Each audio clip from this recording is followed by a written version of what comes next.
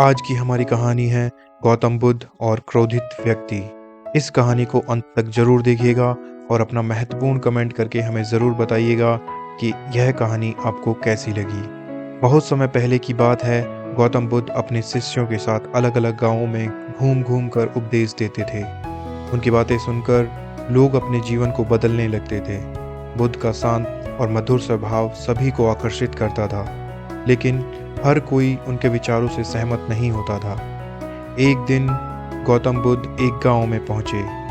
वहां का एक व्यक्ति उनसे बहुत जलता था, क्योंकि उसका अहंकार यह स्वीकार नहीं कर पाता था कि सब लोग बुद्ध की इतनी प्रशंसा क्यों करते हैं। उसने निश्चय किया कि वह बुद्ध का अपमान करेगा और सबके सामने उन्हें नीचा दिखाएगा।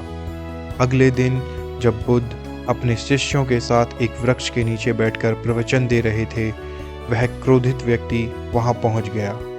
उसने बुद्ध को देखते ही गुस्से में आकर अपशब्द कहने शुरू कर दिए। वह चिल्लाया, तुम एक ढोंगी हो, लोगों को बेवकूफ बनाते हो, तुम्हारे उपदेश सब बेकार हैं। सारे शिष्य हैरान रह गए। वे सोचने लगे कि अब बुद्ध क्या करेंगे, लेकिन बुद्ध बिल्कुल शांत थे। उनके चेहरे पर कोई बदलाव नहीं आया। उन्होंने उस व्यक्ति की ओर देखा और मुस्कुरा दिए। यह देखकर वह व्यक्ति और भी ज्यादा गुस्से में आ गया। उसने और भी बुरा भला कहा, लेकिन बुद्ध की मुस्कान जरा भी कम न हुई। आखिरकार जब उस व्यक्ति की सारी ऊर्जा खत्म हो गई, वह थक कर चुप हो गया।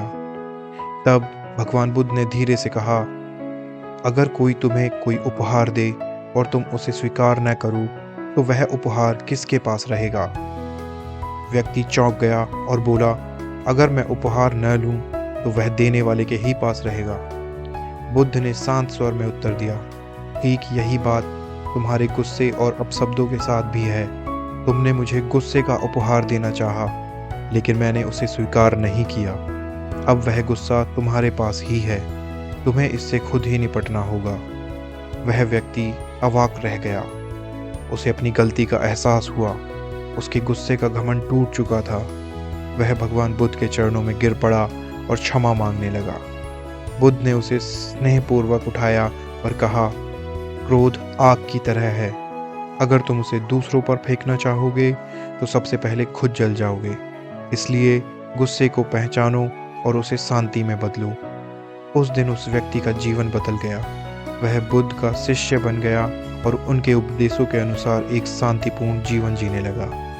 तो दोस्तों, इस कहानी से हमें शिक्षा मिलती है कि क्रोध करने से हम खुद ही जलते हैं। अगर कोई हमें अपमानित करे तो शांत रहना ही सबसे बड़ा उत्तर है। शांति और धैर्य से हम दूसरों के गुस्से को भी हरा सकते हैं।